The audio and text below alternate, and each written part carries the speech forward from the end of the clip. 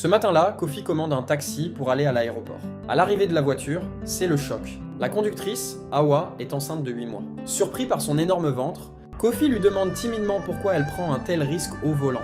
Avec un doux sourire, Awa lui confie que son mari est devenu handicapé l'année dernière, suite à un grave accident. Le silence s'installe. Kofi est sans voix face à cette réalité. Awa ajoute « Il a pris soin de moi quand il était fort. Aujourd'hui, c'est mon devoir de me battre pour lui et notre bébé. Une femme loyale ne lâche jamais son homme dans la tempête. Respect à toutes ces femmes battantes. Si toi aimé, laisse un petit commentaire et abonne-toi